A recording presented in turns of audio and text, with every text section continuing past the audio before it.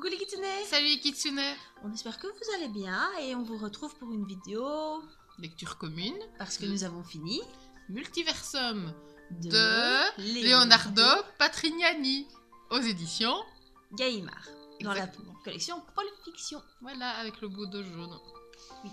Alors, qu'est-ce que ça raconte? Ça raconte l'histoire de Alex et de Jenny qui se font embêter par un chat qui gratte Son arbre à chat. le support.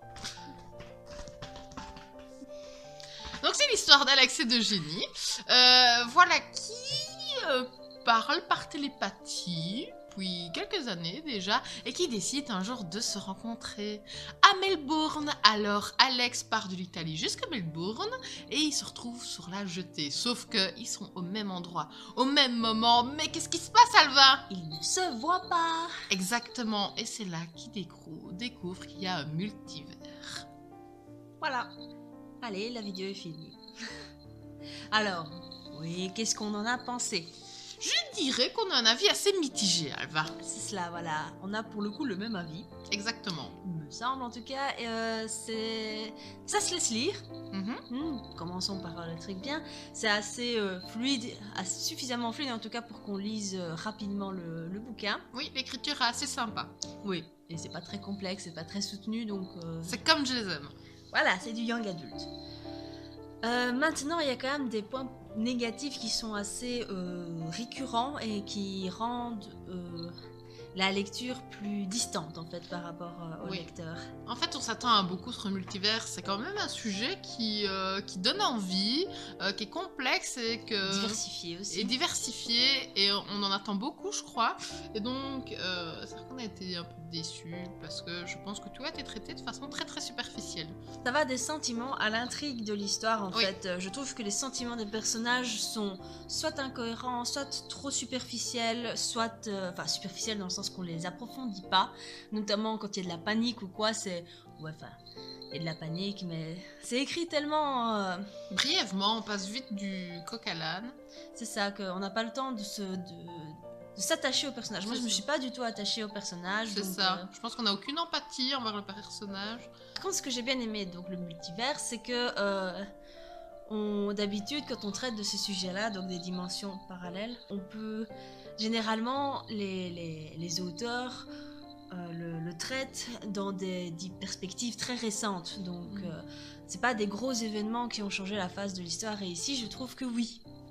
Mais même si, encore une fois, c'était très survolé, on a entreaperçu cette dimension et c'est tout. Oui, et ce qu'il y a aussi, c'est que l'histoire se déroule de manière un peu trop facile. Oui. Voilà, l'auteur se casse pas La tête. nez, oui, la tête. Il place des événements pour que l'histoire se déroule comme il veut, mais c'est trop simple. Au final, la solution tombe un peu sous le sens. Voilà, il se dit, ici, j'aimerais que ça se passe comme ça. Bon, on va foutre une personne là qui va faire en sorte que ça se passe comme ça. Voilà. Ce qui est un peu dommage aussi, c'est qu'il n'y a aucune réponse qui est donnée. Oui. Ça, c'est pas que je veux qu'il y ait des réponses, que tout soit donné sur un plateau d'argent, mais juste un minimum, quoi, parce qu'au final, on est un peu sur notre fin, il se passe... Voilà.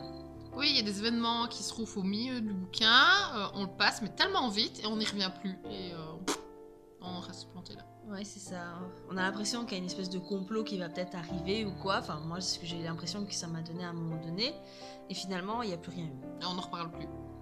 Donc peut-être que dans le 2, il y aura une... Parce que ça, on va quand même lire le 2. Hein, donc Oui. on n'a pas à détester cette lecture, c'est juste que c'est fort indifférent en fait. Voilà. C'est vraiment triste parce que l'histoire pourrait être super chouette et tout, et sympathique, mais là, les personnages... Enfin, par exemple, je prends le personnage féminin qui est Jenny. À un moment donné, elle quitte ses parents et tout, et à la fin, aucune pensée pour ses parents. Rien du tout. Alors qu'ils n'ont rien fait de mal au final. Non. Ils ont toujours essayé de l'aider au mieux qu'ils pouvaient, et il n'y a aucune pensée. Non, c'est que pour Alex et tout. Alex qu'elle a pris pour quelqu'un qui n'existait pas au début, je tiens à le préciser. C'est comme s'il n'avait pas de vie en dehors de l'un et l'autre, quoi. Ouais. Au final, il y a deux personnages principaux, et je trouve qu'Alex prend beaucoup de place, et qu'au fur et à mesure, Jenny s'efface un petit peu. Oui. Mais en fait, Jenny, je crois que l'auteur a essayé de faire en sorte que ce soit la fille qui doute un peu plus de leur histoire et tout ça. Ce qui est normal, hein, n'importe quel personnage douterait de cette histoire complètement rocambolesque. Mais Elle doute tellement qu'à la fin, elle laisse juste Alex faire son trip et elle se dit, je vais suivre. C'est ça. Donc voilà, on verra bien le tome 2. On est sur une note mitigée, mais on tient à dire que ça se laisse lire et que l'écriture aide beaucoup à avancer dans le bouquin. Voilà, c'est ça. Et les chapitres sont pas trop longs. Donc c'est vraiment... Oui, ça se laisse lire vraiment pas mal. Donc voilà, on attend de voir le tome 2, je pense, pour se forger un avis définitif. Si vous avez lu ce livre-là, n'hésitez pas à nous le dire en commentaire ce que vous en avez pensé, si vous pensez la même chose que nous ou pas. Et maintenant, passons à l'étape finale. La Magical Jar. Et donc c'est à Alva de pêcher cette fête. C'est parti.